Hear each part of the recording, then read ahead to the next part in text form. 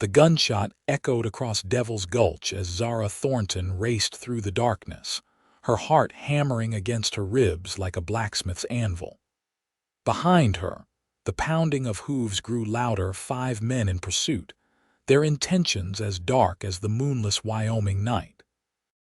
The year was 1878, and she had witnessed something she shouldn't have, a murder that implicated some of the territory's most powerful men. "There she is," a gruff voice shouted. "Don't let her reach that bridge." Zara's lungs burned as she pushed forward, the worn soles of her boots slipping on loose stones. Just ahead loomed the silhouette of Whispering Falls Bridge, a rickety wooden structure spanning the churning Serpent River. If she could cross it and reach the mining town of Redemption on the other side, she might find help at the sheriff's office. The bridge creaked ominously as she stepped onto the weathered planks. Behind her, the riders were dismounting, unwilling to risk their horses on the unstable structure. Rain had begun to fall, a light drizzle that slicked the wood beneath her feet. "Halfway there," she whispered to herself, clutching the small leather pouch containing the evidence, a blood-stained watch with an inscription that linked the territory's judge to the murder of a homesteader who'd refused to sell his land. A bullet splintered the wood near her foot, sending her scrambling forward. Another shot rang out, striking a support rope. The bridge gave a sickening lurch. "You're dead, girl," called out a voice she recognized as belonging to Jeb Harker, the judge's enforcer. "Ain't nobody gonna find your body in them rapids." The bridge swayed violently as the men ventured onto it, their combined weight testing the already compromised structure. Zara reached the middle when she heard a terrible splintering sound. The bridge was giving way. She lunged forward, desperate to reach the other side, when the plank beneath her foot snapped completely. Her body pitched sideways, hands grasping frantically for the guide rope. For a terrifying moment, she hung suspended, the roaring white water 20 feet below. "Help!" she screamed, though she knew no help would come. As her fingers slipped from the rain-slick rope, Zara caught sight of a lone figure on horseback on the far side of the bridge. Their eyes met briefly before gravity claimed her, pulling her down toward the churning rapids below. The icy water knocked the breath from her lungs as she plunged beneath the surface. The current instantly seized her, tumbling her body like a rag doll. She fought to the surface, gasping for air, only to be pulled under again by the merciless flow. Through the roar of water in her ears, she heard a distant shout from above. Looking up through water-blurred eyes, she saw a man poised at the edge of the collapsing bridge. "Hold on," the stranger called out, his voice somehow carrying over the thunder of the rapids. Without hesitation, he leapt from the bridge, his body arcing through the air before slicing into the turbulent water several yards behind her. Zara was swept around a bend. Losing sight of her would be rescuer. A jagged rock caught her side, spinning her violently before the current pushed her onward. Her sodden dress tangled around her legs, weighing her down. Each time she managed to break the surface, she caught only the briefest gulp of air before being dragged under again. Suddenly, a strong arm encircled her waist. "I've got you," a deep voice said close to her ear. "Don't fight the current, we'll ride it out together." Through half-lidded eyes she glimpsed a strong jaw, dark hair plastered to his forehead, and eyes the color of a summer storm. A cowboy, judging by his attire, though his hat was long gone to the river. "There's a low branch ahead," he managed between breaths, maneuvering them toward the riverbank with powerful strokes. "When I say now, grab it." The branch appeared suddenly, sweeping toward them with alarming speed. "Now," he shouted. Zara's fingers closed around the rough bark, her shoulder wrenching painfully as the current tried to tear her away.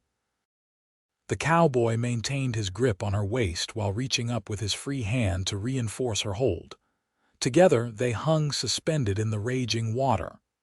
"Pull yourself up," he instructed, boosting her with remarkable strength despite the current fighting against them. With a final surge of effort that nearly depleted her remaining energy, Zara dragged herself onto the branch and then to the muddy bank, collapsing onto her hands and knees. The cowboy followed, crawling beside her before rolling onto his back, chest heaving. For several minutes, they simply lay there, gulping air, the sound of their ragged breathing mingling with the rush of the river that had nearly claimed them both. When Zara finally found her voice, it emerged as a hoarse whisper. "You jumped in after me." The man turned his head, raindrops sliding down his tanned face. "Couldn't very well let you drown, madam. Those men, they'll be looking for me." He pushed himself to a sitting position, scanning the darkened riverbank. "Then we'd best not be here when they come. Can you walk?" Zara nodded, though she wasn't entirely sure. Her limbs felt like lead, and a growing pain in her side suggested the rock had done more damage than she'd initially thought. The cowboy rose to his feet, water streaming from his clothes, and extended a hand. "Samuel Tucker. Most folks call me Sam." "Zara Thornton," she replied, accepting his hand and wincing as he pulled her upright. "You're hurt." His eyes narrowed with concern. "It's nothing. We need to move." She took a step and nearly collapsed as pain lanced through her side. Without warning, Sam scooped her into his arms. "My cabin's about a mile upstream. Not the most direct route to town, but safer if you've got men hunting you." "I can walk," she protested weakly. "No doubt you can, Miss Thornton," he replied with the hint of a smile. "But time's not on our side, and you're leaving a trail of blood that even a novice tracker could follow." For the first time, Zara noticed the dark stain spreading across her side. "Oh. Mind telling me why those men want you dead badly enough to risk crossing Devil's Gulch Bridge in the rain?" Zara's hand instinctively went to the pouch, still miraculously secured to her belt beneath her soaked dress. "I saw Judge Crawford's men kill Thomas Pearson last night. And I have proof the judge ordered it." Sam's stride faltered for just a moment. "Crawford, the territorial judge, the very same. Then we're in more trouble than I thought." He adjusted his grip and quickened his pace. "Judge Crawford owns half the county and most of the lawmen in it." They traveled in silence for several minutes, the only sounds the distant rush of the river and the squish of Sam's waterlogged boots on the muddy ground. The rain had stopped, but dense clouds still obscured the moon, making the forest around them a maze of shadows. "Why did you do it?" Zara finally asked. "Jump in after me. You could have died." Sam was quiet for so long she thought he might not answer. When he finally spoke, his voice was soft. 6 years ago, my sister fell through ice on a pond. I was too far away to reach her in time. I swore I'd never stand by helplessly again if someone needed saving." The simple admission, delivered without dramatics, made Zara's throat tighten. "I'm sorry about your sister. So am I." He ducked beneath a low-hanging branch. "There, see that light through the trees? That's my place." The cabin was small but sturdy, built against the side of a rocky hill that offered protection from the northern winds.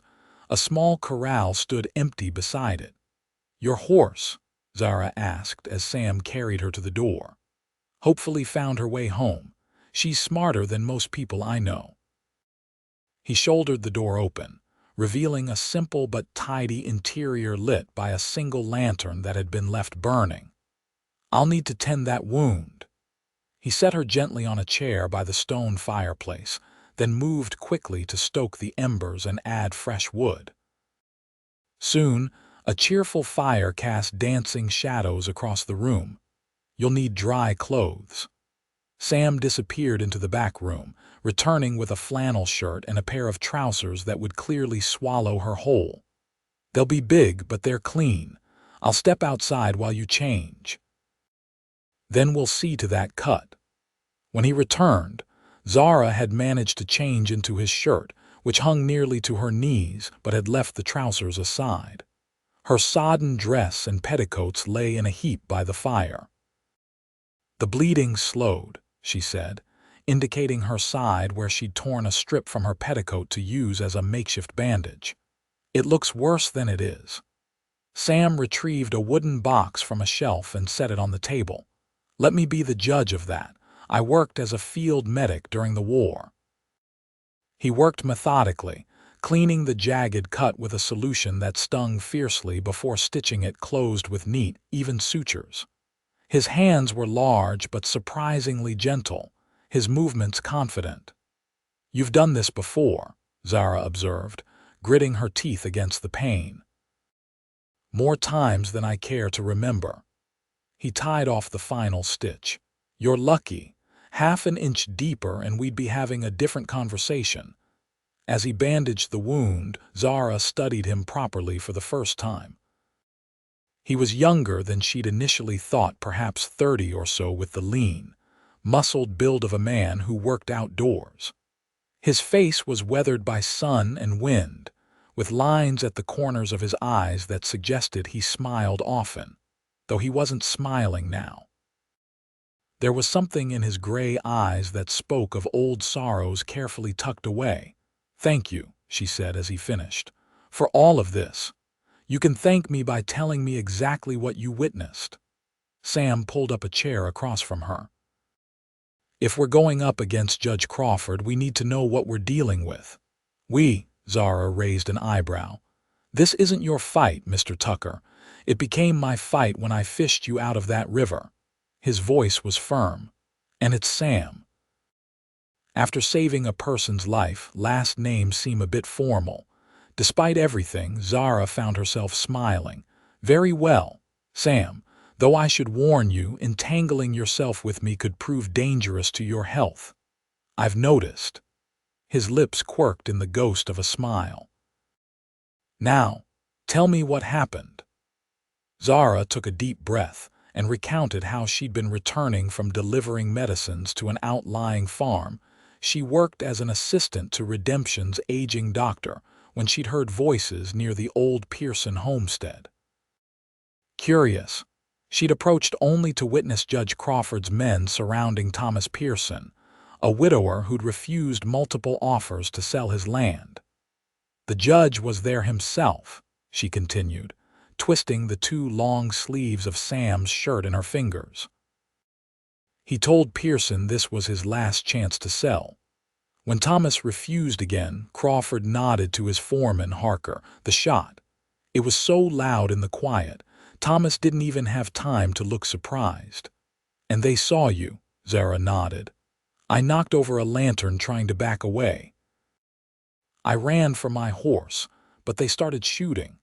I managed to get away in the darkness, but I knew they'd come looking. I was heading for the sheriff's office in Redemption when they caught up to me at the bridge.' Sheriff Donovan is Crawford's man," Sam said grimly. "Going to him would have been walking straight into the lion's den." "I didn't know that." Zara's shoulders slumped. "I thought, you're not from around here, are you? I came from Boston 6 months ago after my father died. Dr. Whitman was an old friend of his." Sam nodded slowly. "That explains why you don't know how things work in this part of the country.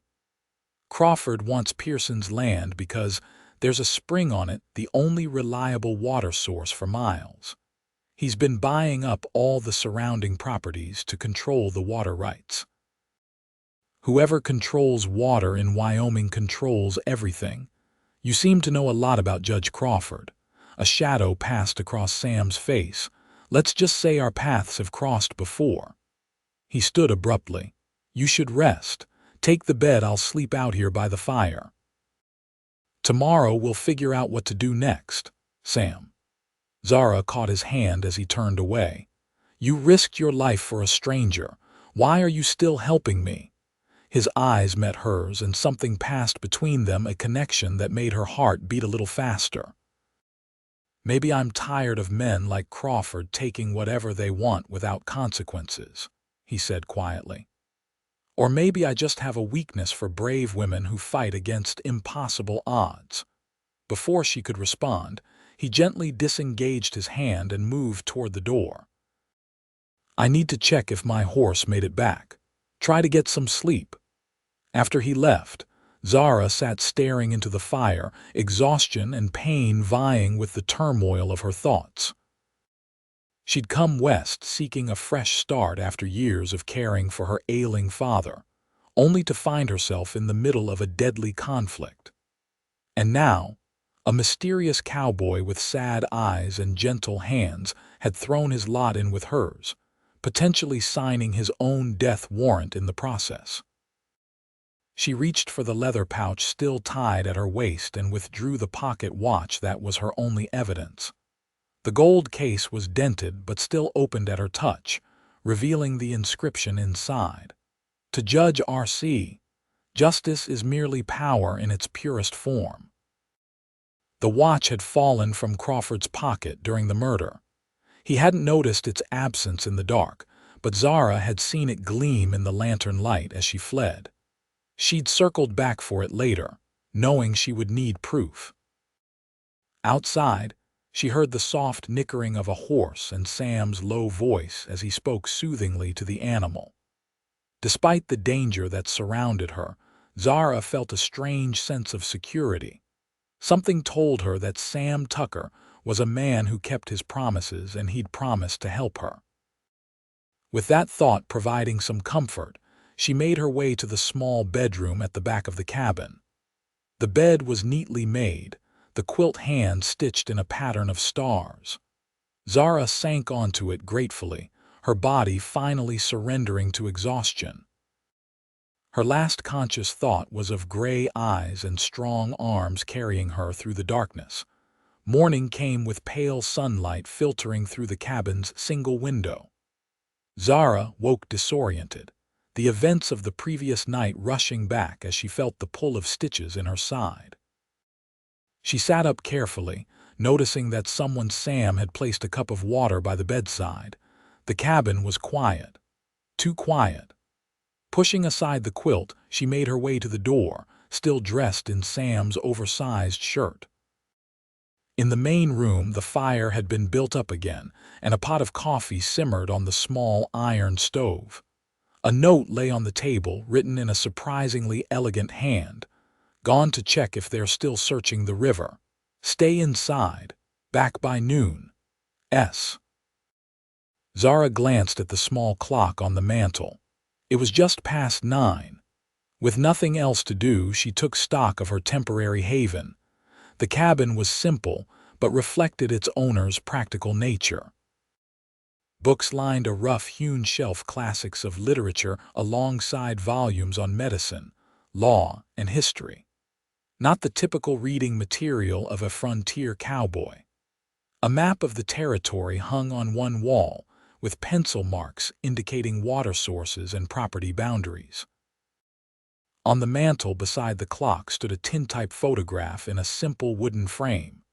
It showed a young woman with Sam's eyes and a gentle smile, seated beside an older man with a stern expression.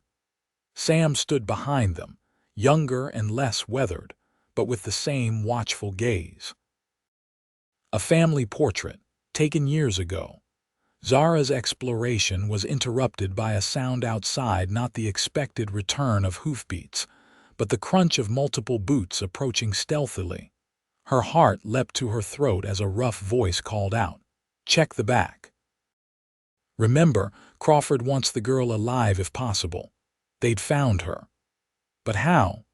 Zara grabbed her still damp dress, fumbling for the pocket watch hidden in its folds. She needed to hide, to find a weapon, something to defend herself. The door rattled as someone tested the latch. Clutching the watch, Zara backed toward the bedroom, her eyes darting around for any means of escape.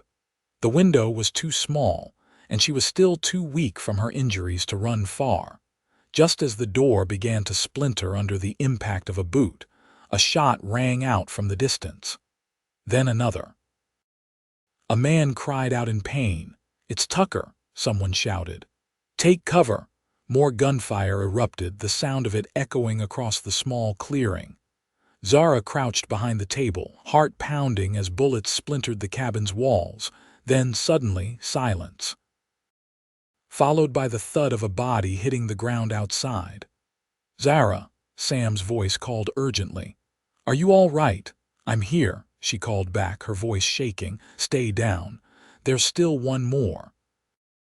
Another shot cracked, followed by the sound of running footsteps crashing through the underbrush. Moments later, the door swung open and Sam entered, a rifle in his hands and a grim expression on his face. A thin line of blood ran from a cut on his cheekbone. "We need to leave. Now." He moved quickly to the bedroom, returning with a canvas bag. "They'll be back with reinforcements. Put these on." He tossed her the trousers she'd left aside the night before, along with a belt to cinch them. "How did they find us?" Zara asked, struggling into the oversized clothes. Sam's jaw tightened. "Someone's been watching my place. Probably since I interfered in one of Crawford's land grabs last month. They must have seen us arrive last night." "You're hurt," she said, noticing the blood on his face and a darker stain spreading on his shirt sleeve. "It's nothing." "Bullet grazed me." He was already moving around the cabin, gathering supplies and shoving them into saddlebags. "We'll head west into the mountains. I have a friend there who'll help us." "Sam." Zara placed a hand on his arm, stopping his frantic preparations. "I'm sorry I brought this to your door." For a moment, his intense focus softened. "You didn't bring anything I wasn't already involved in, Zara. Crawford and I have unfinished business from long before you arrived. There was a story there, but now wasn't the time to hear it." Instead, Zara helped gather provisions, moving as quickly as her injured side would allow. Within minutes, they were mounted on Sam's chestnut mare, Zara seated behind him with her arms wrapped around his waist. They rode away from the cabin without looking back, taking a game trail that wound up into the foothills. "Won't they follow our tracks?" Zara asked, glancing back nervously. "Not easily. There's a creek up ahead that runs for miles along a rocky bed. We'll follow it upstream for a while before cutting west through the pines. It'll slow them down, at least." As they rode, Zara felt the solid warmth of Sam's back against her chest, the steady rhythm of his breathing a strange comfort amidst the danger. She'd known this man less than a day, yet she'd entrusted him with her life without hesitation. Even stranger, he'd risked everything for her, a woman he'd only glimpsed briefly before she'd plunged into the raging river. They traveled for hours, the terrain growing steeper and more rugged. Sam was right about the creek. They rode directly up its shallow bed for nearly 2 miles, the horse picking its way carefully over slippery stones. When they finally emerged, it was onto a rocky shelf that would leave minimal tracks. By late afternoon, they'd climbed high enough that Zara could look back and see the ribbon of the Serpent River winding through the valley below, glinting in the sunlight. The bridge she'd fallen from was invisible from this distance, but she shuddered at the memory of that terrifying plunge. "We'll stop here for a short rest," Sam announced, reining in beside a small spring that bubbled from between moss-covered rocks. "Horse needs water, and we should check your wound." He dismounted and reached up to help Zara down, his hands strong and steady at her waist. The movement pulled at her stitches, and she couldn't suppress a wince. "Let me see," he said, leading her to a fallen log where she could sit. Carefully, he lifted the edge of the borrowed shirt, his fingers cool against her skin as he examined the bandage. "No fresh bleeding. That's good." "How's the pain?" "Manageable," she replied, though in truth, each jarring step of the horse had sent spikes of agony through her side. "Where are we going, exactly?" Sam rebandaged the wound before answering. "There's an old mining claim about 10 miles further up. Belongs to a friend of mine, Blackstone. He was a Union scout during the war, same as me. He'll hide us while we figure out our next move." "And what is our next move?" Zara asked, accepting the canteen he offered. "I can't keep running forever, and neither can you. You've already lost your home because of me." "That cabin was just a place to sleep," Sam said dismissively, though she caught a flicker of regret in his eyes. "As for our next move, we need to get that watch to someone who can't be bought by Crawford. There's a federal marshal in Cheyenne who might help." "Cheyenne is 4 days' ride from here," Zara pointed out. "Crawford will have every road watched." Sam nodded grimly. "That's why we need Ali. He knows these mountains better than anyone, all the hidden trails and old Indian paths. If anyone can get us to Cheyenne unseen, it's him." He stood, scanning the horizon with narrowed eyes. "We should keep moving. We've got maybe 2 hours of daylight left, and I want to reach Ali's place before dark." As they continued their journey, the forest grew denser, with towering pines creating a canopy that filtered the late afternoon sunlight into dappled patterns on the ground. The air grew cooler as they climbed, carrying the scent of pine resin and distant snow. Zara found herself studying the set of Sam's shoulders, the way he held himself in the saddle with the easy confidence of a man who'd spent his life on horseback. Yet there was something in his manner, his speech, his handwriting, the books in his cabin that hinted at a different background than the typical frontier cowboy. "You were more than just a field medic in the war, weren't you?" she asked suddenly. Sam didn't turn, but she felt a slight tension in his posture. "What makes you say that?" "Just a feeling. The books in your cabin, the way you speak, the map with all those property boundaries marked out." For a long moment he was silent, and Zara thought he might not answer. When he did, his voice was quiet, almost lost in the creak of leather and the soft thud of the horse's hooves on pine needles. "I was a captain in the Union Army. After working as a field medic, I was transferred to intelligence. Spent the last 2 years of the war gathering information behind Confederate lines." "A spy," Zara said, surprised. "We preferred scout," he replied with a hint of dry humor. "After the war, I studied law for a time in St. Louis, came west when my father died, intending to set up practice. Found the legal system here was different than what I'd been taught." "Different how?" "Justice is for sale in the territories, Zara. Men like Crawford buy their positions, then use them to acquire land, water rights, mining claims, whatever they can grab. The law becomes whatever they say it is." There was bitterness in his voice, and Zara sensed they were approaching the reason for his personal grudge against the judge. "What happened between you and Crawford?" she asked softly. Sam's shoulders stiffened. For several minutes, the only sounds were the steady rhythm of the horse's hooves and the occasional cry of a hawk circling overhead. "My father owned a small ranch near the Serpent River," he finally said. "Good water, decent grazing land. After he died, I came to take it over.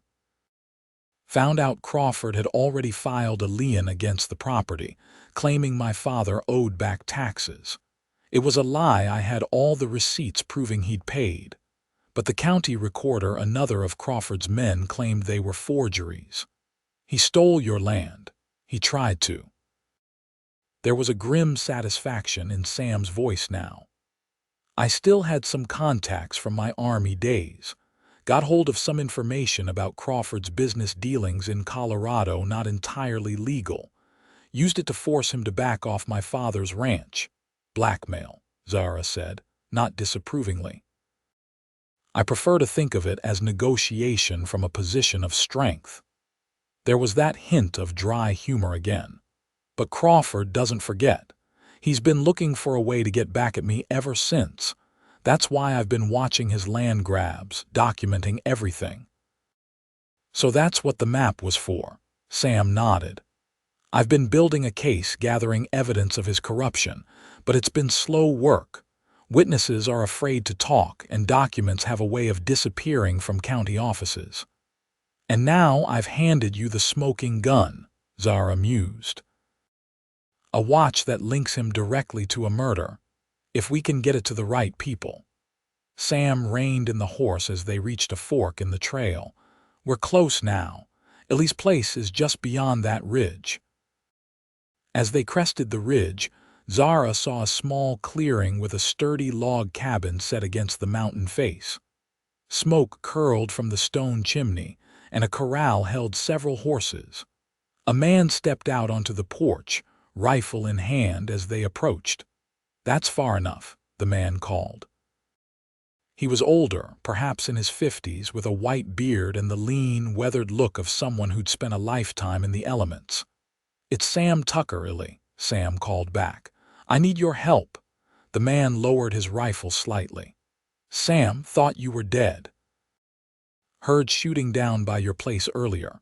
"Nearly was." Sam guided the horse forward. "This is Zara Thornton. She's in trouble with Judge Crawford, so am I now."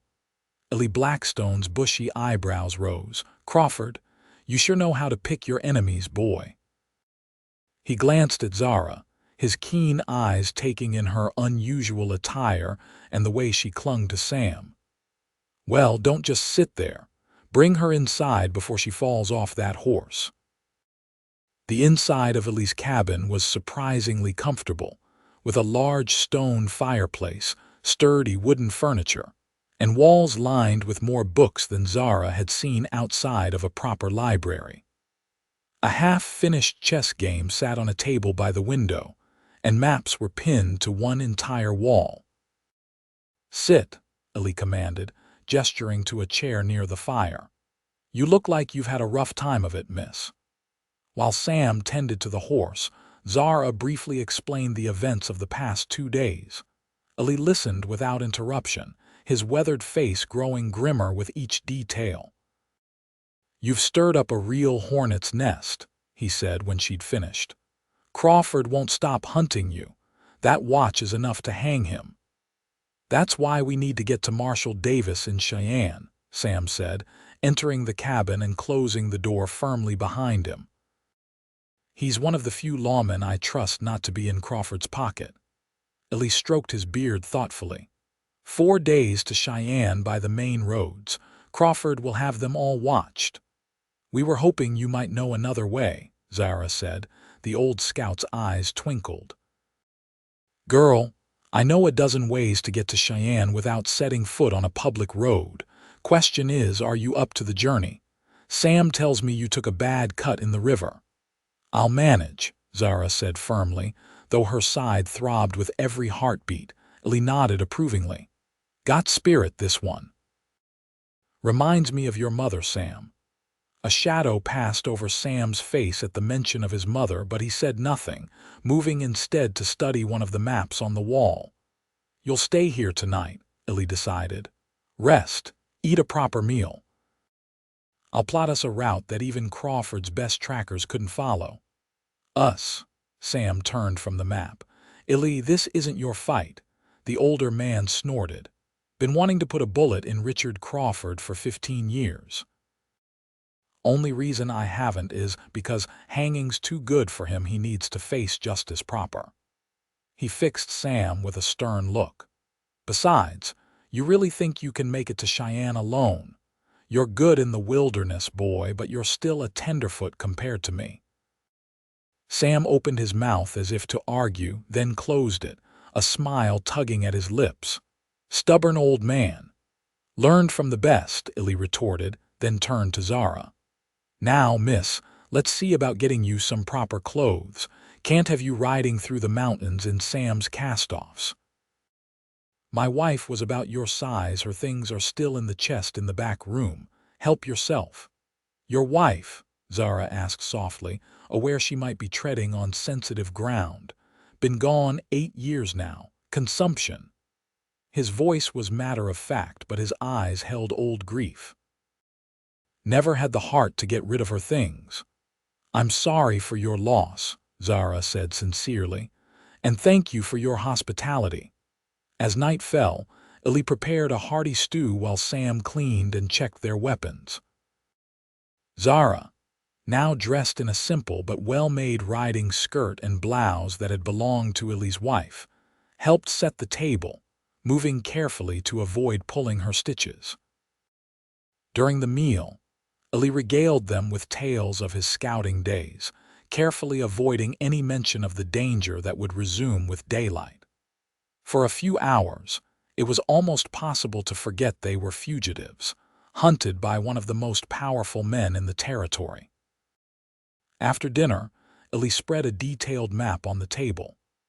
"There's an old trapper's trail that cuts through here," he said, tracing a line with his finger. "Follows a series of high meadows, then drops down into a canyon that comes out just east of Laramie. From there, we can take the back route into Cheyenne." "How long?" Sam asked, studying the route. 5, maybe 6 days if the weather holds and the lady can handle the riding." Ellie glanced at Zara. "It's rough country, miss." "I can handle it," she assured him, though privately she wondered if she was overestimating her strength. Sam caught her eye across the table, a question in his gaze. She gave a small nod, determined not to be the weak link. "We'll leave at first light," Ellie decided. "Best get some rest. Sam, you take the back room with Miss Thornton. I'll keep watch for a spell, then sleep out here by the fire." Zara felt heat rise in her cheeks at the sleeping arrangement, but Sam merely nodded, accepting the older man's decision without comment. Later, in the small back room lit only by a single candle, Sam laid out his bedroll on the floor beside the narrow bed Zara would occupy. "I can take the floor," she offered, feeling awkward about displacing him. "You're injured," he replied simply, as if that settled the matter. "Besides, I've slept on worse."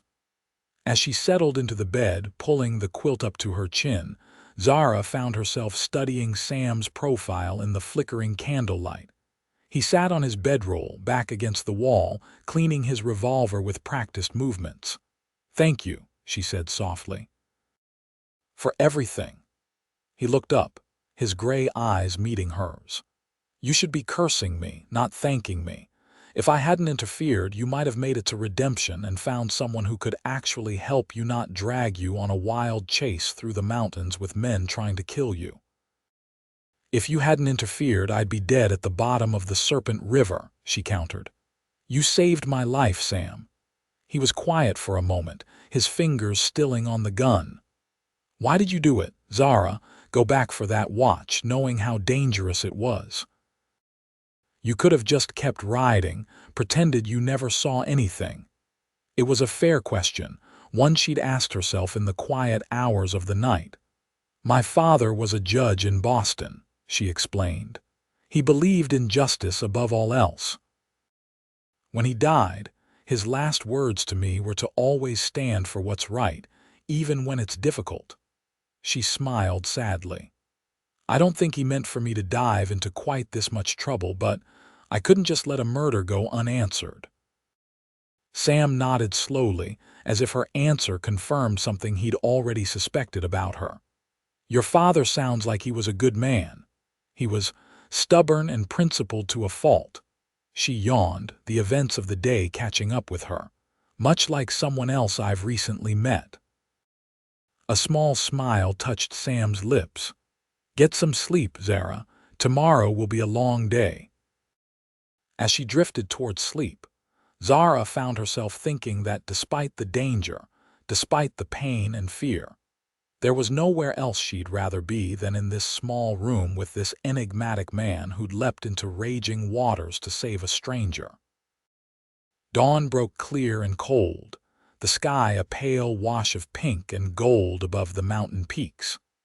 Ellie had them on the move before the sun had fully risen, leading the way on a sturdy mountain pony, with Sam and Zara following on his freshly rested chestnut mare.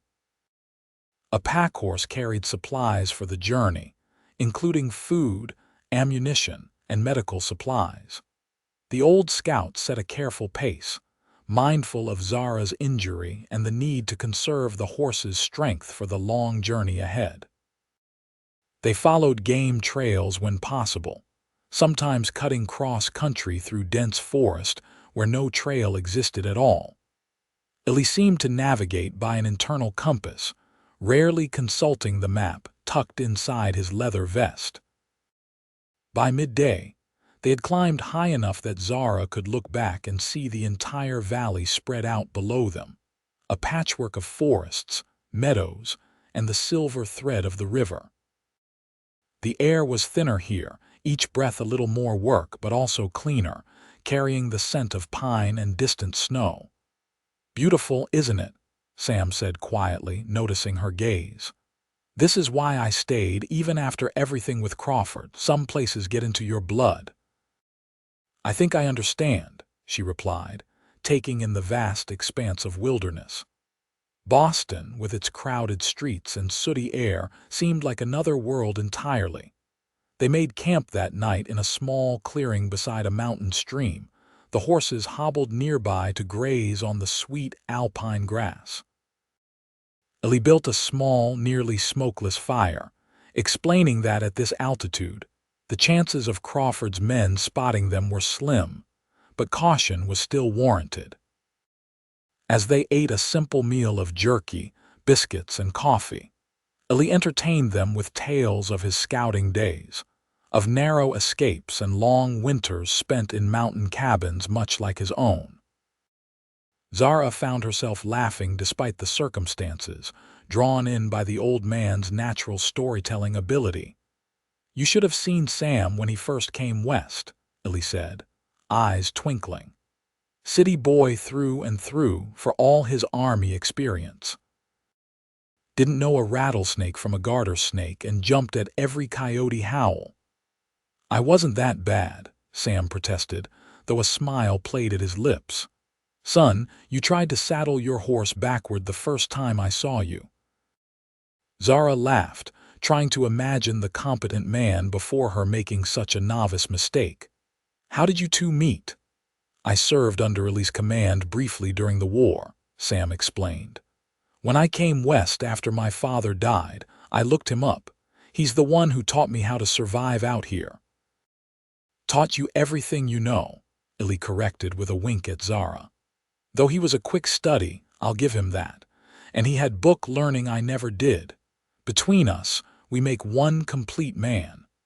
Their laughter was cut short by a distant sound, the report of a rifle echoing across the valley below. Illy was on his feet instantly, kicking dirt over the fire. "Pack up, now. Could be hunters," Zara suggested, even as she hurried to gather her things. "Could be," Sam agreed, but his expression was grim as he readied the horses. "But I'm not willing to bet our lives on it." Within minutes, they were moving again, riding by the light of a quarter moon that cast just enough illumination to navigate the narrow trail. Illy led them higher into the mountains, following what appeared to be a deer path that wound between towering pines and massive granite boulders. They rode for hours, stopping only when the horses needed rest. The night air grew increasingly cold, and Zara found herself shivering despite the warm coat Illy had provided from his late wife's belongings. Sam noticed her discomfort and wordlessly guided his horse alongside hers, draping an extra blanket around her shoulders. The simple gesture of care touched her deeply. "How much farther tonight?" she asked, trying to keep her teeth from chattering. "There's a hunter's cabin about 2 miles ahead," Illy called back over his shoulder. "We'll stop there till morning."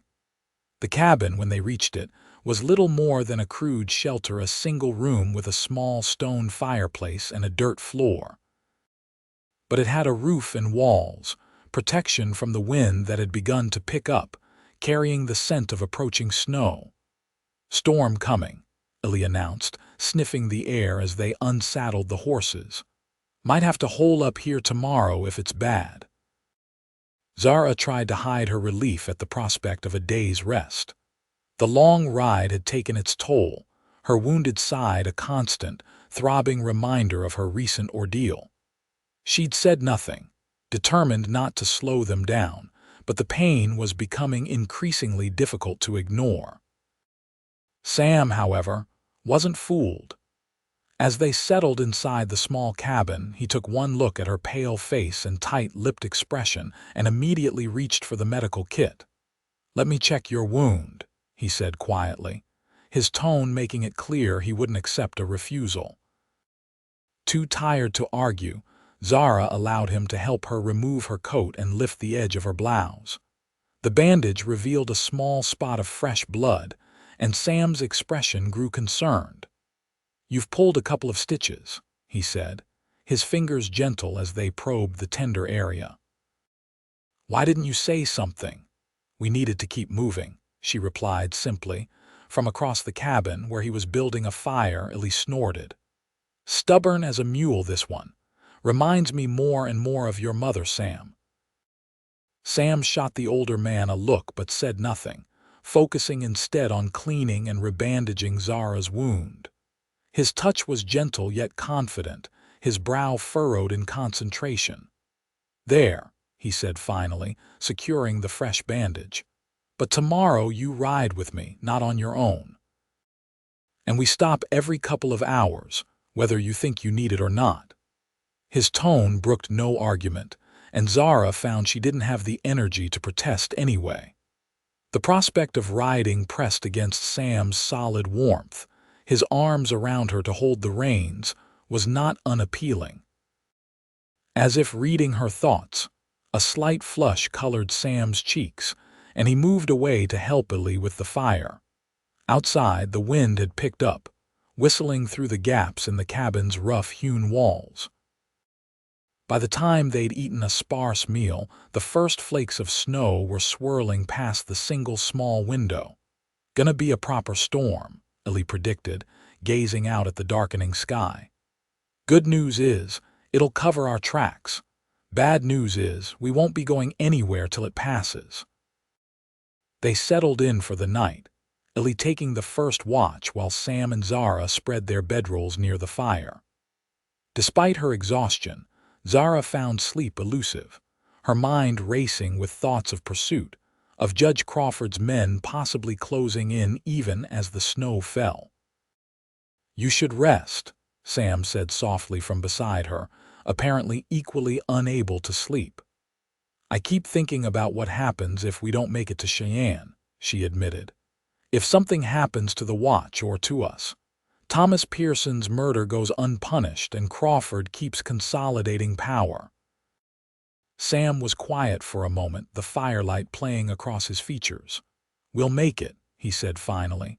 "But even if something happens to us, Crawford's days are numbered. Men like him always overreach eventually." "Is that enough?" Zara turned to face him fully. "To know that someday, somehow, he might face consequences. It has to be." Sam's voice was gentle. "Justice isn't always swift, Zara, but it comes eventually. I have to believe that." Their eyes met across the small space between their bedrolls, and Zara felt something shift between them, a deepening of the connection that had begun with his impulsive leap into the rapids. "Why did you really jump in after me that day?" she asked suddenly. "The truth." Sam's gaze didn't waver. "I told you about my sister." "That's part of it," she acknowledged, "but not all." He was silent for so long she thought he might not answer. When he finally spoke, his voice was low, almost a whisper. "I saw your face, just for a moment, as you were falling. There was such determination in your eyes, even facing death. I couldn't let that light go out of the world." He looked away, as if embarrassed by the admission. "Sounds foolish when I say it aloud." "No," Zara said softly, reaching across the space between them to touch his hand. "Not foolish at all." Their fingers intertwined, and they stayed that way, connected by that simple touch, until sleep finally claimed them both. Morning brought a world transformed. Snow blanketed the landscape outside the cabin, pristine and white in the early light. The storm had passed during the night, leaving behind a stillness that seemed to muffle all sound. 8, maybe 10 inches, Ellie announced after stepping outside to survey the situation. "Good news is, it'll melt fast this time of year. Bad news is, we're stuck here for at least another day. Zara tried to hide her relief at the prospect of rest, but Sam noticed, giving her a knowing look as he helped prepare a breakfast of coffee and oatmeal. "How's the side this morning?" he asked quietly while Lily was outside checking on the horses. "Better," she admitted. "The rest helped." "Good. Because when we do get moving again, it'll be hard going." He hesitated, then added, "If you want to turn back, head for the nearest town and take your chances with the local law, I'd understand. This journey isn't getting any easier."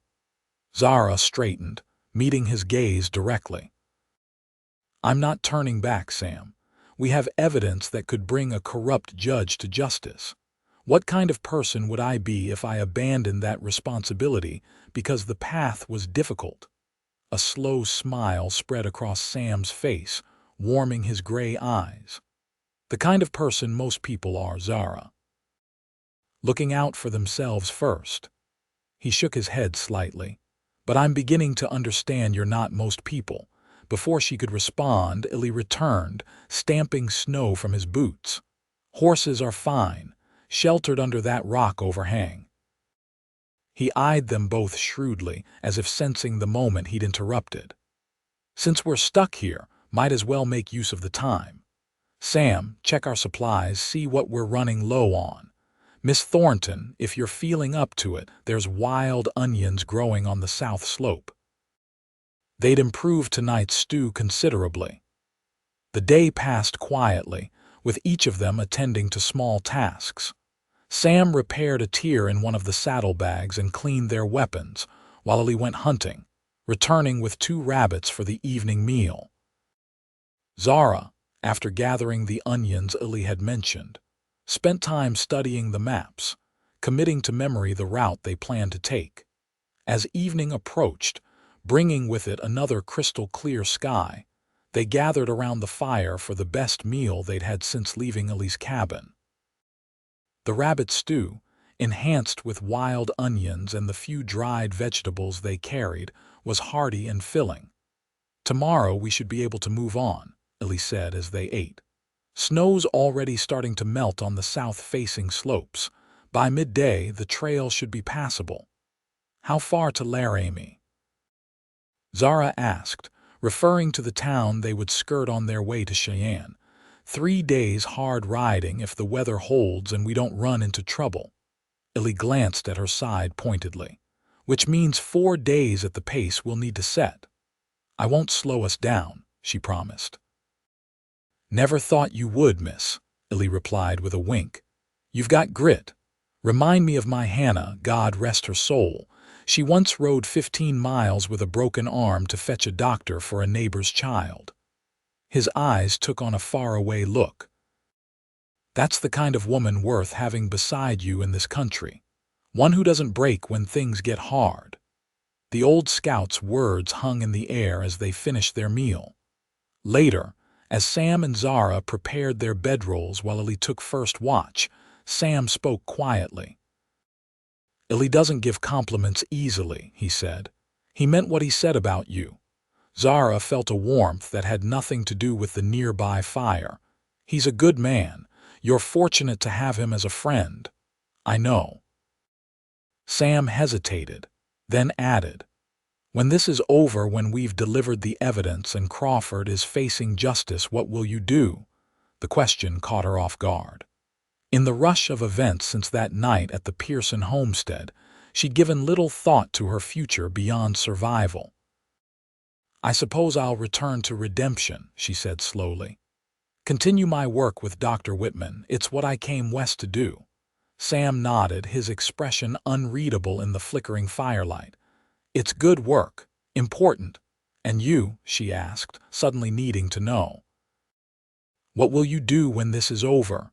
He was quiet for a moment, staring into the flames. "I've been thinking about that. My father's ranch is still there, though I haven't lived on it much since the trouble with Crawford. Maybe it's time I went back, made something of it." He glanced at her. "It's good land. Could be a fine home." There was a question in his eyes that he didn't voice, and Zara felt her heart beat faster. But before she could respond, Illy returned from outside, bringing with him a gust of cold air and the news that the snow had indeed begun to melt. The moment passed, but Zara carried the memory of Sam's words with her as she drifted off to sleep. "A fine home," he'd said.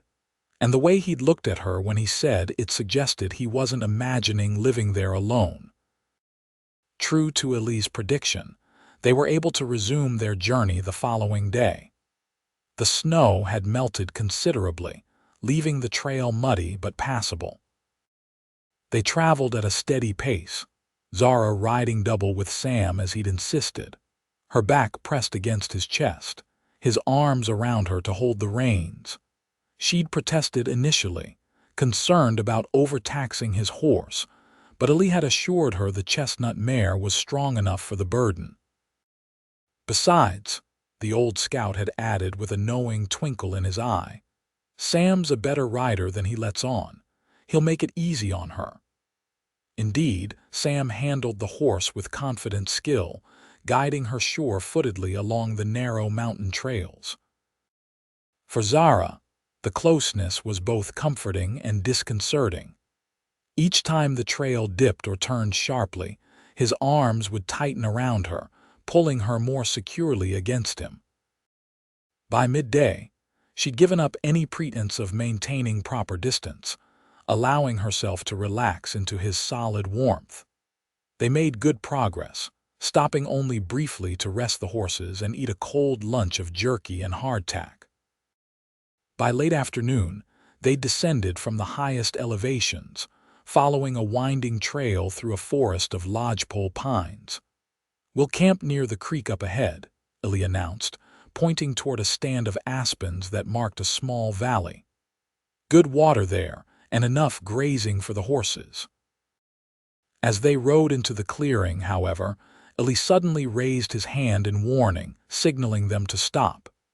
He dismounted silently, motioning for Sam to do the same, and crept forward on foot, rifle at the ready. Sam helped Zara down, whispering, "Stay with the horses. If there's trouble, take my mare and ride back up the trail.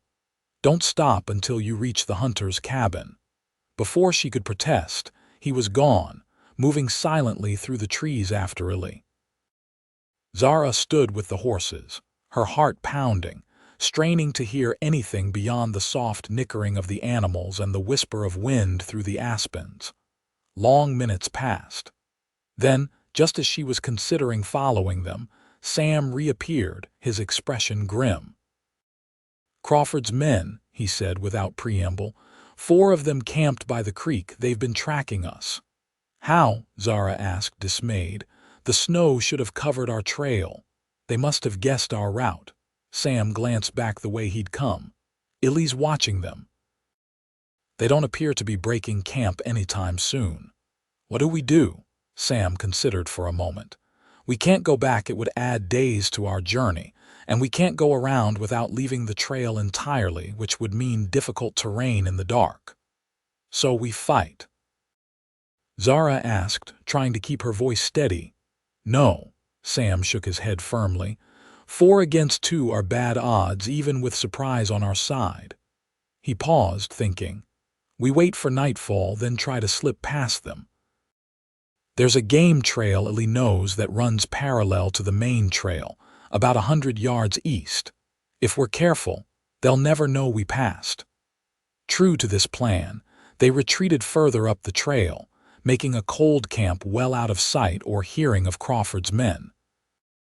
As darkness fell, Illy returned to join them, confirming what Sam had already reported. "Recognized 2 of them," the old scout said as they shared a cold meal. "Jim Harker and Pete Collins. Both worked for Crawford during that business with the Pearson homestead last year." "Harker was there the night Thomas was killed," Zara said quietly. "He's the one who pulled the trigger." Illy nodded grimly. "Man's got blood on his hands going back years. Used to ride with the Jameson gang before Crawford hired him. Has a reputation for enjoying his work too much, if you take my meaning." A chill ran down Zara's spine that had nothing to do with the evenings growing cold. "We move in 3 hours," Illy continued, checking his pocket watch. "That'll put us on the trail around midnight. With luck, they'll all be asleep by then." Those 3 hours were among the longest of Zara's life. They sat in near total darkness, speaking only in whispers when absolutely necessary. Sam remained close to her side, his presence reassuring in the tense silence. At the appointed time, Illy gave the signal to move. They led the horses, rather than riding them, to minimize noise. The game trail Illy had mentioned was narrow and difficult to follow in the darkness, forcing them to move at a painfully slow pace. Every snapped twig or displaced stone seemed magnified in the quiet night. They were directly parallel to the enemy camp when disaster struck. The pack horse, nervous perhaps from the tension radiating from its human handlers, stepped on a fallen branch. The resulting crack seemed as loud as a gunshot in the still night air. "Who's there?" a voice called from the direction of the camp. "Run," Illy hissed, swinging onto his pony. They abandoned stealth for speed, mounting quickly and urging the horses forward along the narrow trail. Behind them came shouts and the sounds of pursuit, men scrambling to saddle their horses. "Head for the river," Illy called to Sam. "We can lose them at the ford." They rode hard through the darkness, the horses picking their way as best they could along the unfamiliar path. Zara clung to Sam, her wounded side screaming in protest at the jarring pace. But she made no sound, understanding that their lives depended on speed and silence. Behind them, the sounds of pursuit grew fainter, then louder again as their hunters found the trail. A shot rang out, the bullet whining past them to thud into a tree trunk. "They're gaining," Sam shouted to Illy, who rode just ahead of them. "Almost there," the old scout called back. "River's just beyond those trees." They burst from the forest onto a rocky bank, the dark ribbon of the river gleaming in the starlight. It was wider than Zara had expected, and fast-flowing. "Follow me," Illy commanded, guiding his pony into the water. "Stay upstream of my crossing, the bottom's treacherous with holes." Sam hesitated only briefly before following, urging his mare forward. The water was icy, the current strong enough to make the horse struggle for footing. Zara felt Sam's arms tighten around her as they navigated the treacherous ford. Halfway across, another shot rang out, closer this time. Illy's pony reared in alarm, nearly unseating the old scout. He regained control quickly, but the momentary delay allowed their pursuers to reach the riverbank. "Go," Illy shouted to Sam. "Get her to Cheyenne. I'll hold them here." "Illy, no," Sam began, but the old scout cut him off. "No time to argue, boy. This is what I signed up for." Illy turned his pony, drawing his rifle from its scabbard. "Now go." Sam hesitated only a moment longer before spurring his horse toward the far bank. As they climbed out of the river, Zara looked back to see Illy taking position behind a large boulder, his rifle aimed at the approaching riders. Shots echoed across the water as Sam urged his horse into the cover of trees on the far side. The pack horse followed, its lead rope still attached to their saddle. "We can't just leave him," Zara protested as they rode deeper into the forest. "We're not," Sam replied, his voice tight with emotion. "But we need to circle around, approach from a different angle. A frontal assault would just get us all killed." They rode hard for several minutes before Sam reined in, listening. The gunfire had stopped. In the sudden silence, the night sounds of the forest seemed unnaturally loud, the rustle of leaves, the distant hoot of an owl. "Stay here with the horses," Sam instructed, helping Zara dismount. "I'm going back on foot to see what happened." "I'm coming with you," she said firmly. Sam looked as if he might argue, then nodded curtly. "Stay close, step where I step, And if I tell you to run, you run no questions." They moved silently through the forest, Sam leading the way with the confidence of someone well accustomed to moving unseen through the wilderness. As they neared the river, he slowed, dropping to a crouch and signaling Zara to do the same. Through the trees, they could see the ford where they'd crossed. 4 horses stood riderless on the near bank. Of Ali or the men who'd been pursuing them, there was no sign. Sam scanned the area carefully, his expression tense. Then, suddenly, his shoulders relaxed slightly. He pointed downriver, where a small figure was emerging from the water, dragging himself onto the bank on their side of the river. "Illy," Sam breathed, relief evident in his voice. They hurried forward to help the old scout, who was soaking wet and bleeding from a graze on his arm. "Thought I told you to keep going," Illy grumbled as Sam helped him to his feet, though there was no real anger in his tone. "What happened?" Zara asked, noting with concern the pallor of Illy's weathered face. "Got 2 of them before they knew what hit them," the old scout replied with grim satisfaction. "Other 2 took cover. We traded shots for a bit, then I slipped into the river downstream and swam across while they were still looking for me on the other bank." He winced as he put weight on his left leg. Caught a bullet in the process, though. Sam quickly examined the wound, a clean shot through the meaty part of Illy's thigh. "It's not too bad, but you're going to have trouble riding." "I'll manage," Illy insisted. "We need to move before those 2 figure out what happened and come looking." They made their way back to where they'd left the horses, Sam supporting much of Illy's weight. Once there, Sam tended the wound as best he could with their limited supplies, binding it tightly to slow the bleeding. "We're only a day's ride from the Miller place," Illy said as Sam worked. "Old friend of mine, he'll give us shelter, help me patch up proper." "And the 2 men who are left?" Zara asked anxiously. "They'll be more cautious now," Sam replied, finishing the bandage, "but they won't give up. Crawford will have promised them too much for that." They rode through the remainder of the night, Illy grimly silent as he endured the pain of his wound. By dawn, they'd put several miles between themselves and the ford, following a little-used trail that wound through increasingly open country. As the sun rose, painting the eastern sky in shades of pink and gold, Zara found herself riding beside Sam, Illy having fallen slightly behind.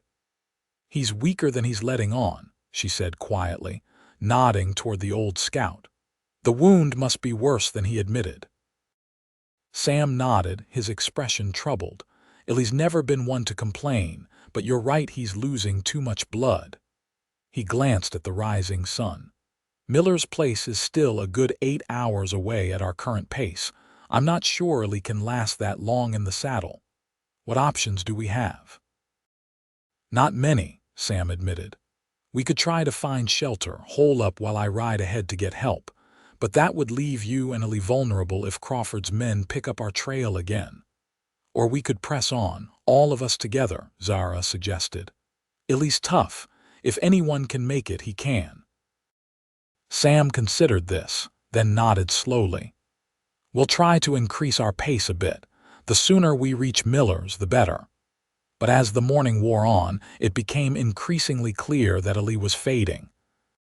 His face had taken on an ashen hue, and twice he nearly slipped from the saddle when his pony navigated particularly rough terrain. By midday, Sam made the decision they'd both been dreading. "We need to stop," he announced as they reached a small clearing beside a spring. "Illy needs rest, and I need to check that wound properly." The old scout offered no argument, a sign in itself of how poorly he was faring. As Sam helped him dismount, Illy's legs buckled, and only Sam's quick reflexes prevented him from collapsing entirely. "Just tired," Illy muttered as Sam eased him down against a fallen log. "Give me an hour, I'll be right as rain." But when Sam unwrapped the bandage, his expression grew grim. The wound was inflamed, angry red streaks radiating outward from the entry point. "Infection's setting in," he said quietly to Zara, as he rummaged in their medical supplies for the small bottle of carbolic acid they carried. "We need to clean this out, and he needs proper medical attention soon." Ellie endured the painful cleansing of the wound without complaint, though beads of sweat formed on his forehead. When Sam was finished, rebandaging the leg with their last clean cloth, the old scout sank back against the log, exhaustion etched in every line of his weathered face. "You two need to go on without me," he said, his voice weaker than before. "I'll only slow you down." "Not a chance," Sam replied firmly. "We stay together." Ellie shook his head stubbornly. "Don't be a fool, boy. That evidence needs to reach Marshal Davis. And those two men are still out there hunting us." He fumbled at his belt, withdrawing a small leather pouch. "Take my compass and maps. Miller's place is marked. Get there, rest the horses, then push on to Cheyenne." "We're not leaving you, Ellie," Zara said, kneeling beside him. "There has to be another way." The old scout's eyes softened as he looked at her. "You remind me so much of my Hannah, same spirit." He turned to Sam. "You found yourself a good woman here, boy. Don't lose her because of an old man's foolishness." "You're delirious," Sam said, though a flush crept up his neck. "And we're still not leaving you," Ellie sighed, seeming to gather his remaining strength. "Then at least help me build a shelter. If I'm staying, I'm not sitting out in the open like a target for those bastards."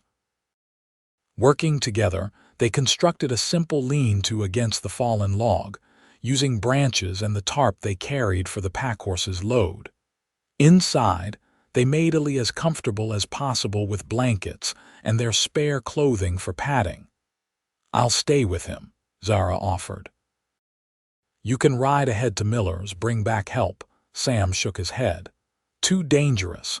If Crawford's men find you here alone with Ellie in this condition." "Then what do you suggest?" she asked, frustration edging her voice. "We can't move him, and we can't stay here indefinitely." Before Sam could answer, Ellie spoke up from inside the shelter. "There's a third option. Miller checks his trap lines every few days, runs right through that meadow we passed about a mile back." He coughed weakly. "If you two were to leave some sign he couldn't miss, he might find us sooner rather than later." Sam's expression brightened. "That could work. I could rig something that would catch his attention without alerting Crawford's men." With a plan in place, Sam set to work immediately, gathering materials for the signal. Using Ellie's instructions, he created a marker that would be recognizable to Miller but meaningless to anyone else, a specific arrangement of stones and branches that indicated a fellow trapper was in need of assistance. "I'll need to check it daily, make sure it's still visible," Sam said as he prepared to leave, "and reset it if necessary." "We'll be fine for a few hours," Zara assured him, settling beside Ellie with the rifle across her lap. "Just be careful." After Sam had gone, Zara tended to Ellie as best she could, trying to make him comfortable and encouraging him to drink water from their canteens. The old scout drifted in and out of sleep, occasionally mumbling names and places from his past. During one lucid moment, he fixed Zara with a surprisingly clear gaze. "You love him, don't you?" The direct question caught her off guard. We barely know each other." Ellie's cracked lips formed a smile. "Sometimes that's all it takes. One moment, one action, tells you everything you need to know about a person's character." He closed his eyes briefly.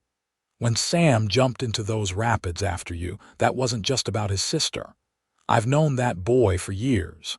Never seen him look at anyone the way he looks at you." Zara felt heat rise in her cheeks. "He's a good man." "Better than good," Ellie murmured, his voice growing fainter as exhaustion pulled him toward sleep again. "Deserves happiness after everything. So do you, I expect." As Ellie drifted off, Zara sat contemplating his words. Was it possible to fall in love so quickly, under such extraordinary circumstances?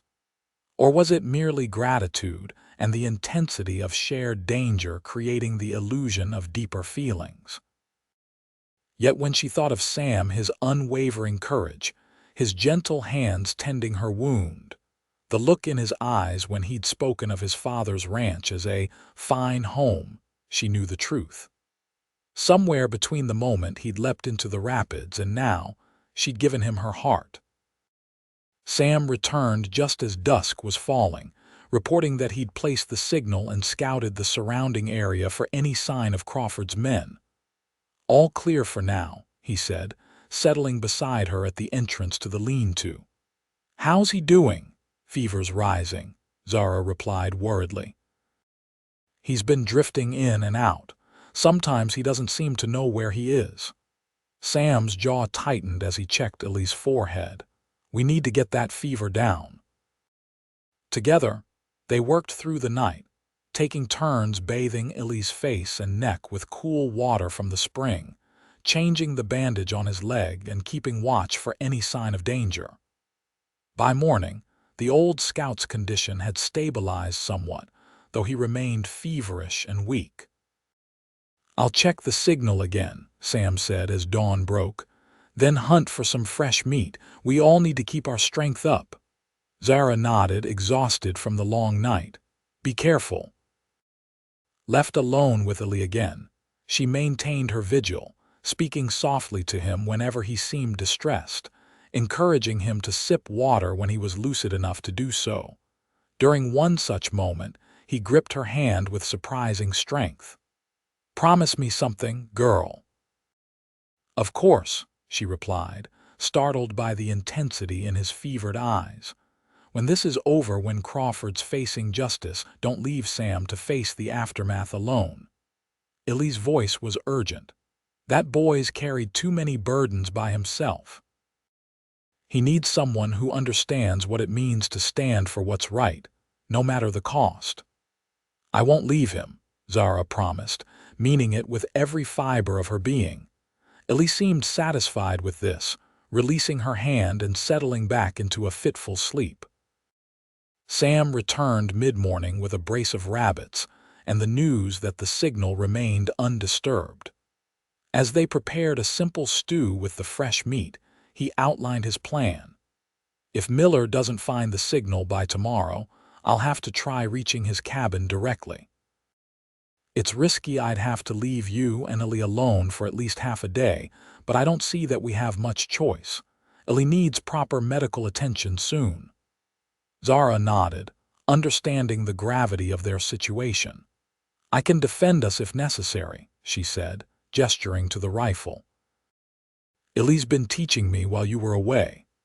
A small smile touched Sam's lips. "Why doesn't that surprise me?" They passed another tense day and night, taking turns watching over Ellie and standing guard outside the shelter. The old scout's condition continued to fluctuate, moments of clarity, interspersed with periods of delirium as the fever ebbed and flowed. Dawn of the third day since Ellie's injury broke clear and cold.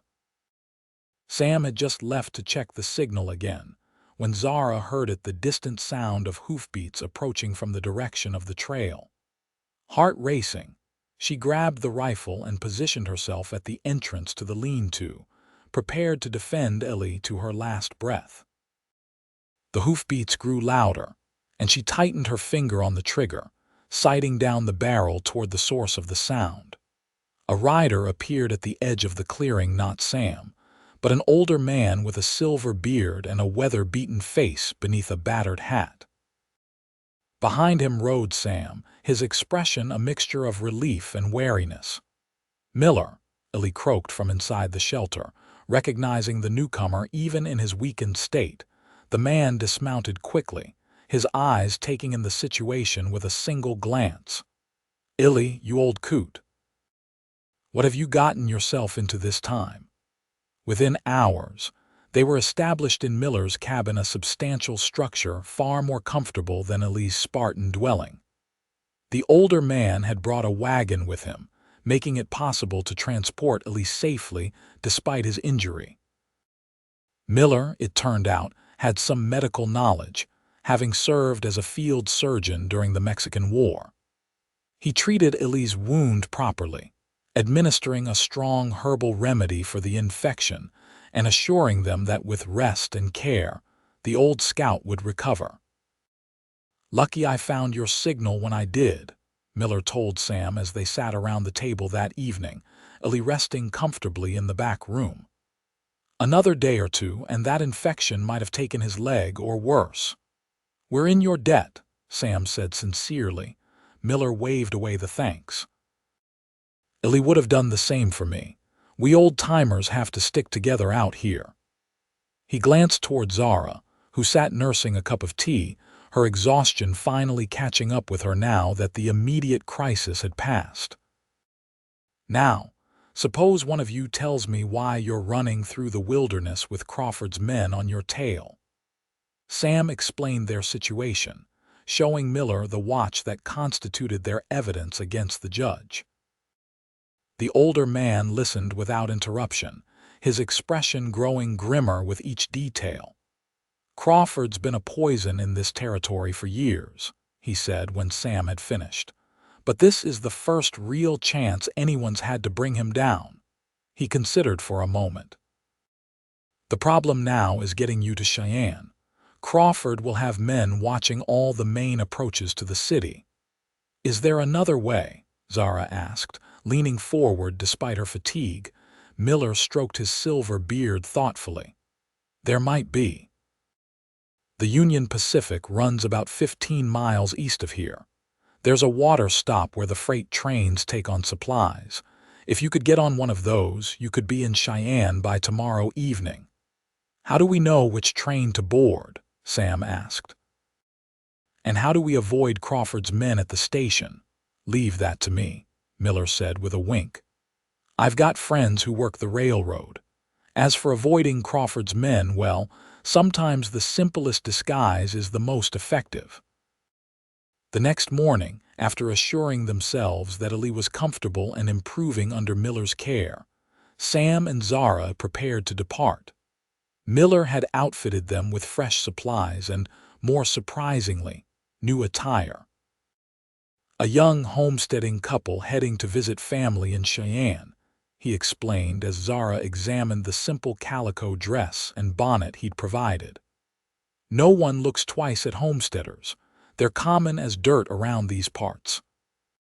For Sam, there was a clean but well-worn suit of the type favored by farmers rather than cowboys, complete with a broad-brimmed hat that shadowed his features. "It's not much of a disguise," Sam said doubtfully, adjusting the unfamiliar clothing. "Doesn't need to be," Miller replied.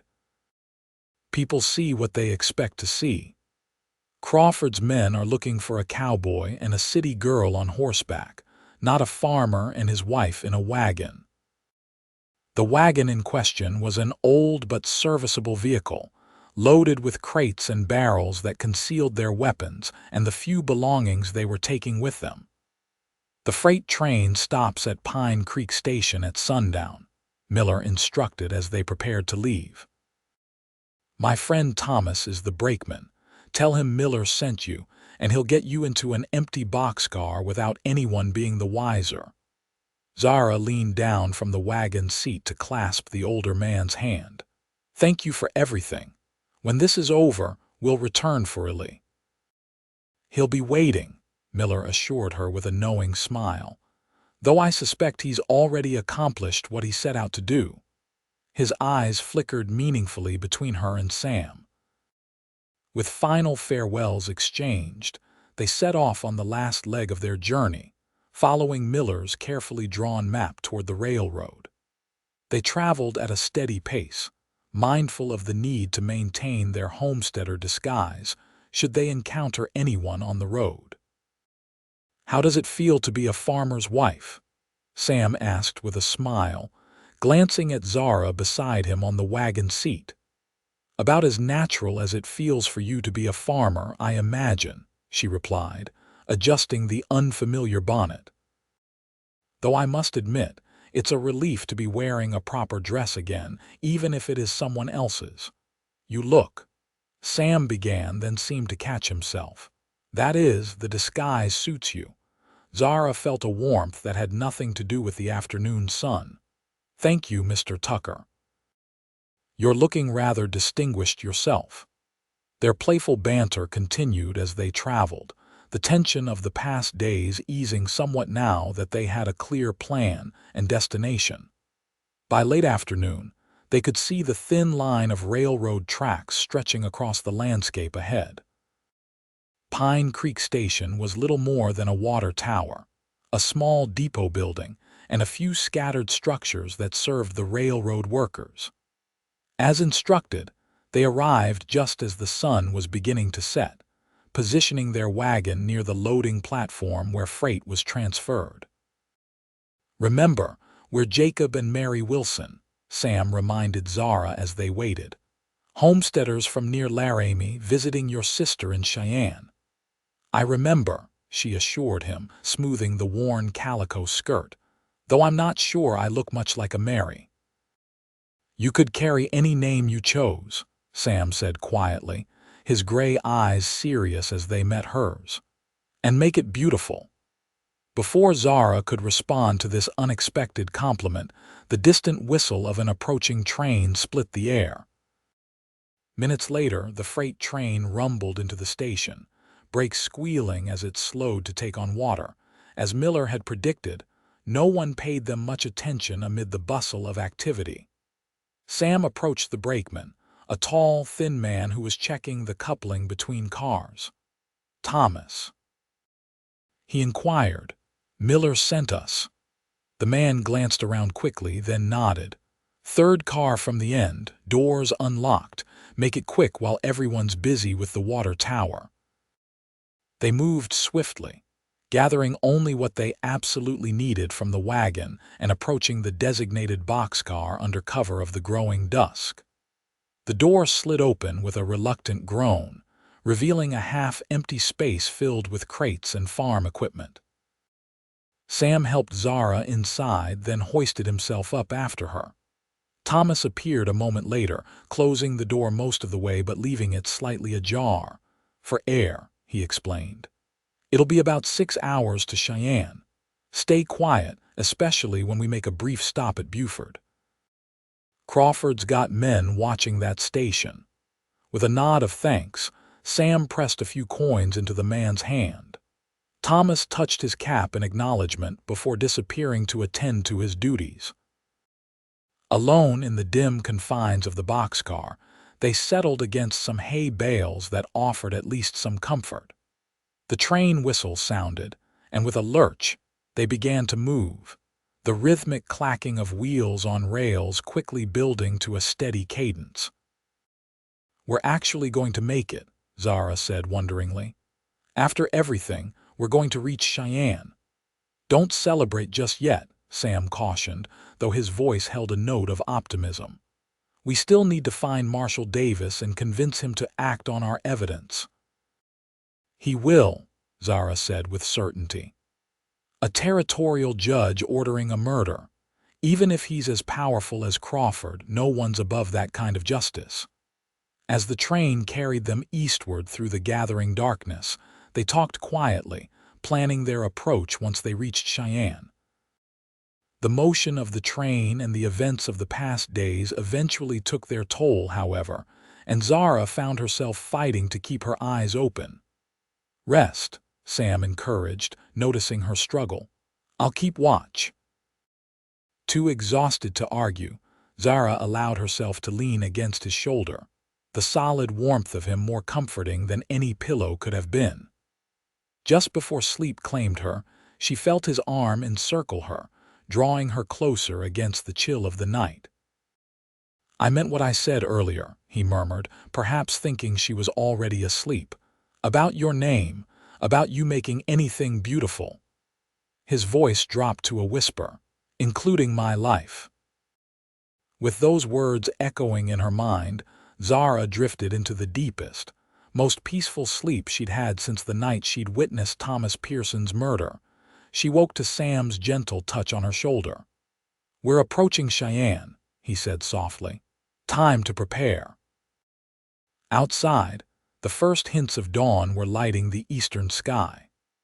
Through the partially open boxcar door, Zara could see the outskirts of a substantial city taking shape, larger and more developed than Redemption or any of the small towns they'd passed through. They gathered their few belongings quickly. Thomas had promised to slow the train as it approached the freight yards, allowing them to jump safely before it reached the main station where Crawford might have men watching. "Ready?"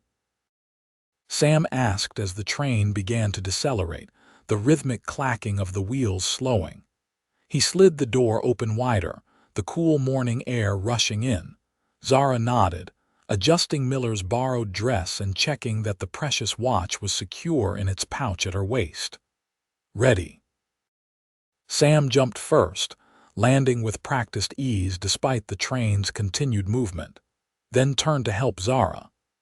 She hesitated only briefly before allowing him to lift her down, his strong hands at her waist ensuring she landed safely beside him. They moved quickly away from the tracks, blending into the early morning activity of the freight yards. Workers loading and unloading goods paid them little attention as they made their way toward the city proper.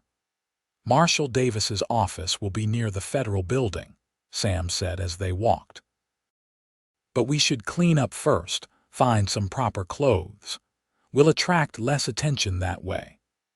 A small hotel near the edge of the business district provided what they needed: a room where Zara could refresh herself, and directions to a clothing store that would be opening soon. With the last of their money, they purchased simple but respectable attire suitable for a meeting with a federal official. The transformation was remarkable. Sam, now dressed in a clean suit with his hair neatly combed, looked every inch the lawyer he had once trained to be. Zara, in a modest blue dress that the shopkeeper had kindly altered for immediate wear, felt more like herself than she had in days.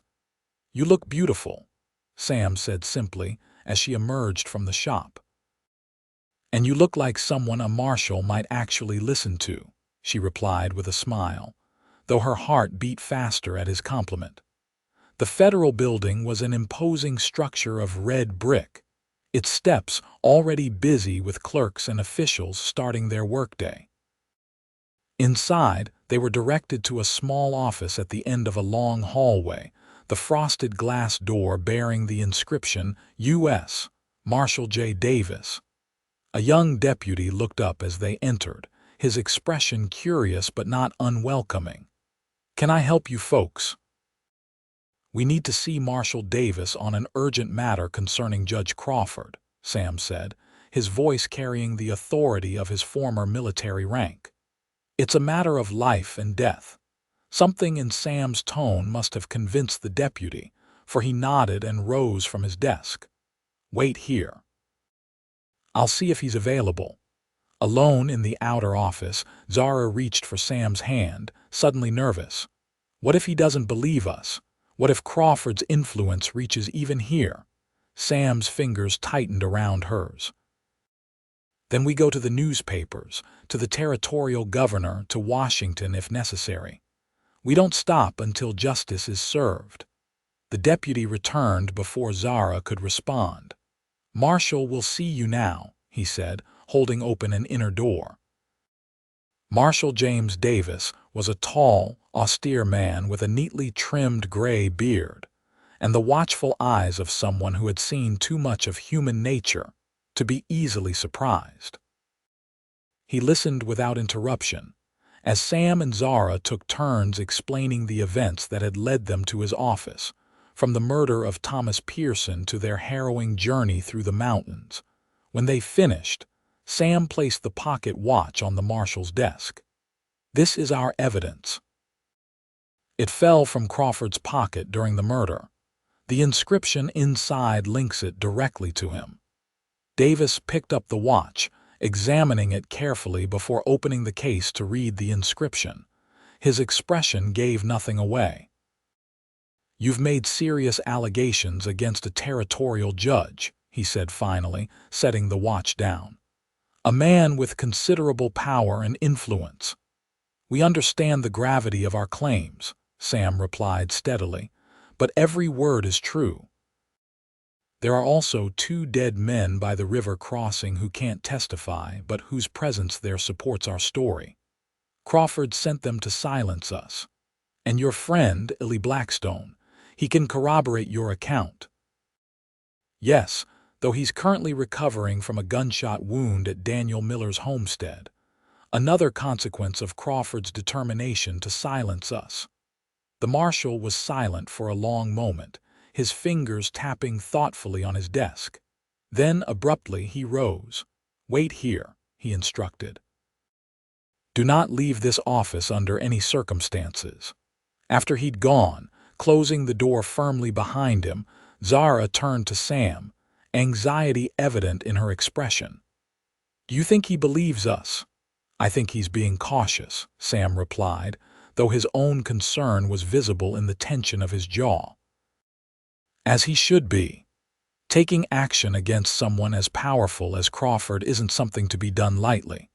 They waited for what felt like hours but was likely only 40 minutes. When the door finally opened again, Marshal Davis was not alone.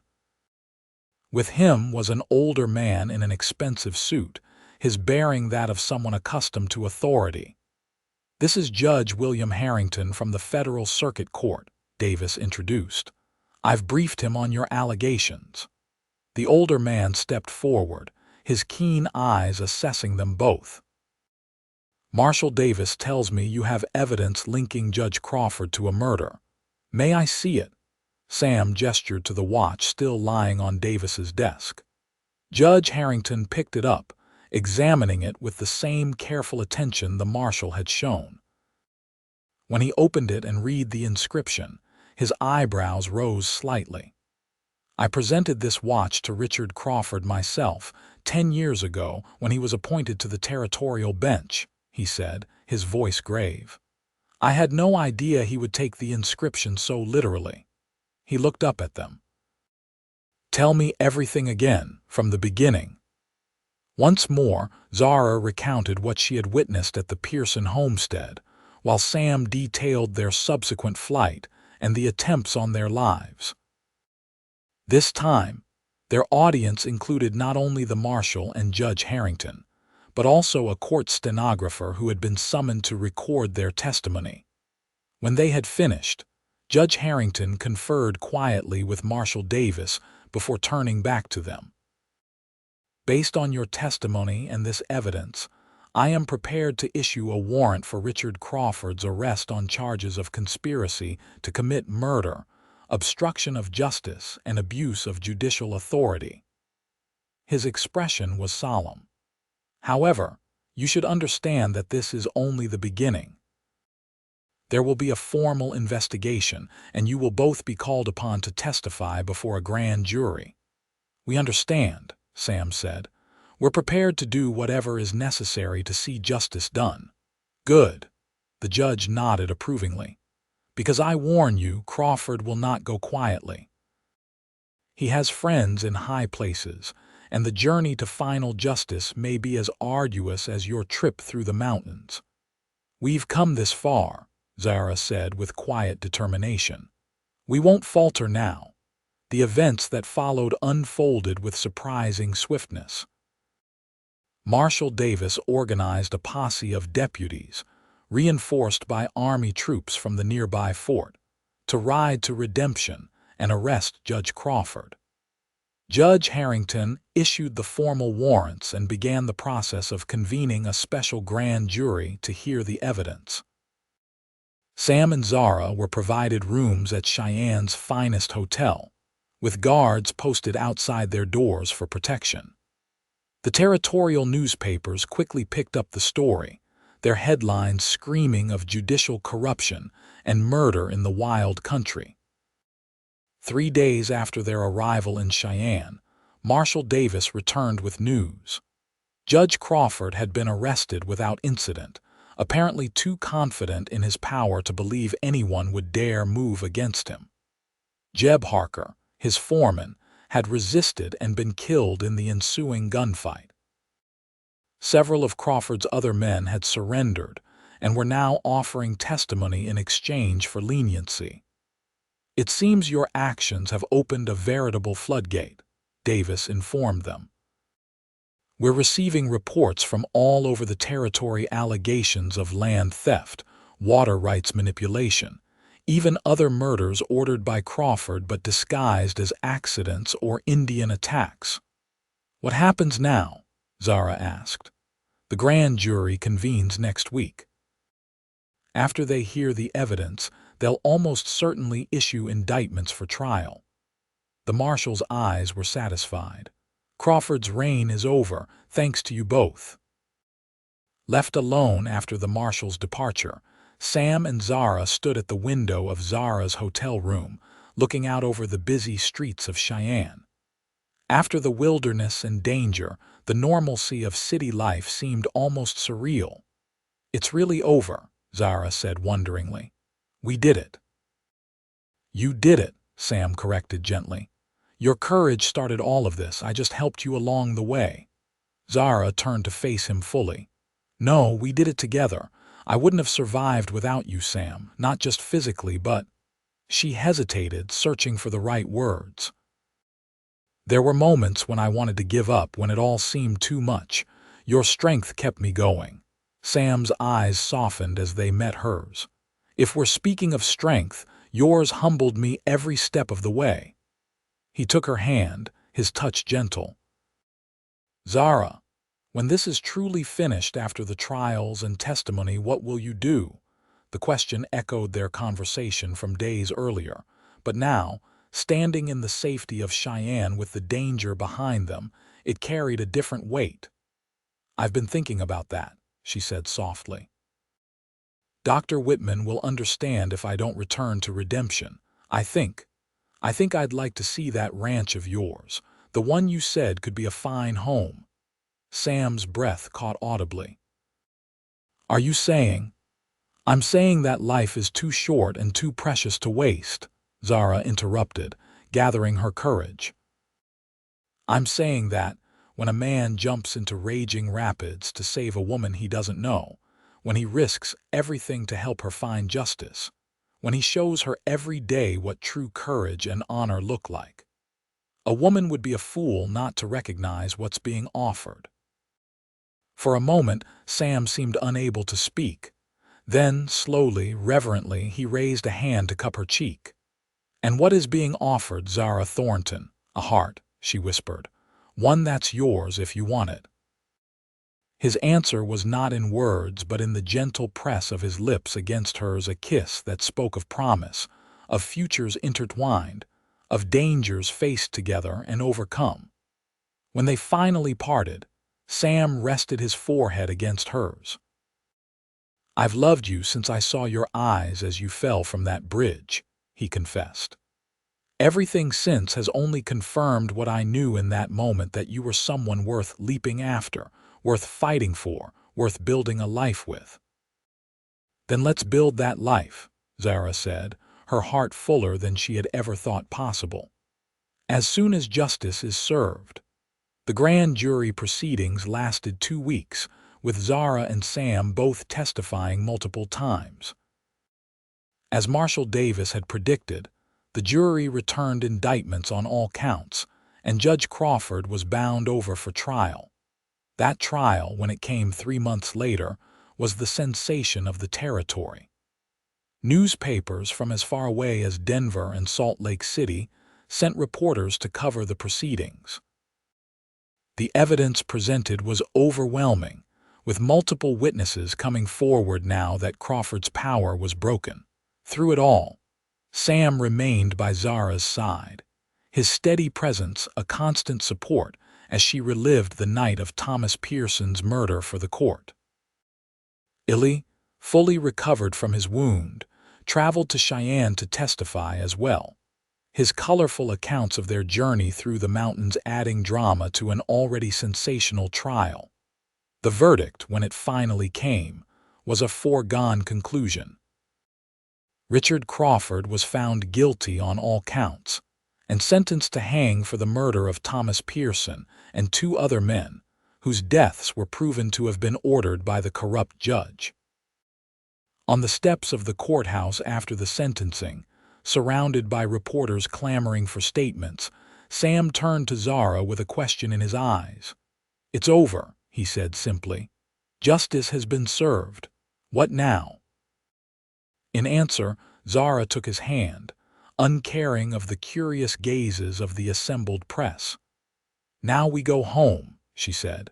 "To that ranch of yours, to the life we talked about." Sam's smile was like the sunrise breaking over the mountains, gradual at first, then blazing with warmth and promise.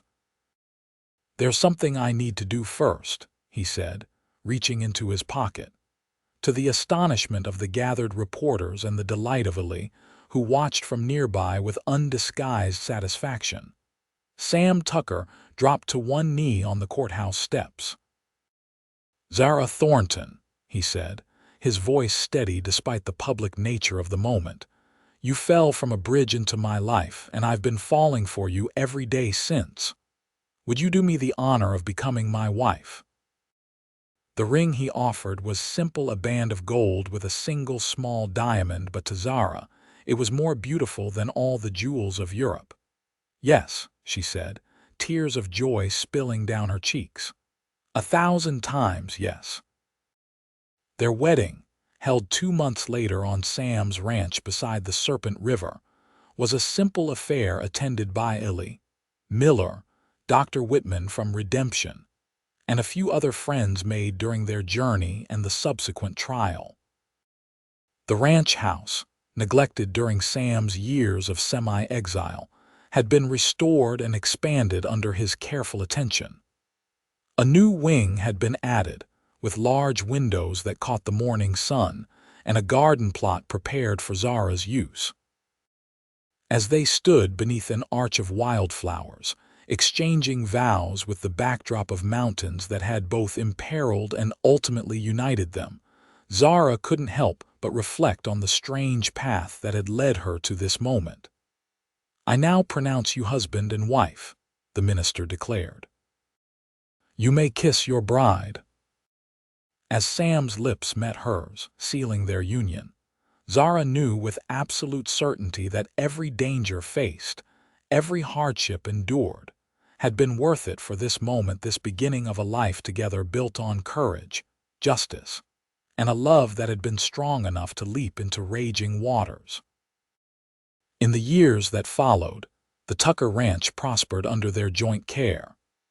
Sam's legal training proved valuable as he helped neighboring ranchers and farmers navigate the complexities of water rights and land ownership in the aftermath of Crawford's corrupt reign. Zara, drawing on her medical experience with Dr. Whitman, became known throughout the region for her skill in treating injuries and illnesses, particularly in childbirth. Ali was a frequent visitor, regaling their children, eventually 3 strong sons and a daughter as fearless as her mother, with tales of their parents' great adventure, though Sam always insisted the old scout embellished the dangers considerably. "Your father jumped into those rapids without a second thought," Ali would tell the wide-eyed children gathered at his feet.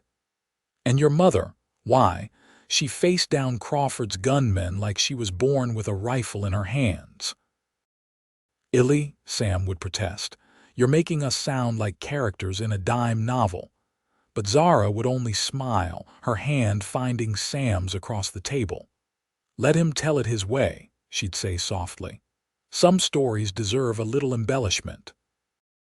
And on quiet evenings, when the children were asleep, and they sat together on the porch watching the sunset paint the distant mountains in shades of gold and purple, Sam would sometimes take her hand and raise it to his lips.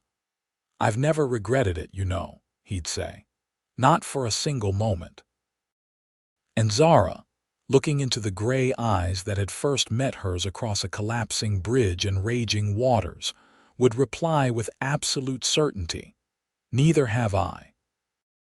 For what had begun with a desperate plunge into danger had transformed into the most profound leap of faith either of them would ever take a leap into love, into partnership, into a shared life built on the bedrock of courage and commitment. A leap that, unlike that first terrifying fall from the bridge, had no end, only a continuation, day by day, year by year, of the journey they had begun together.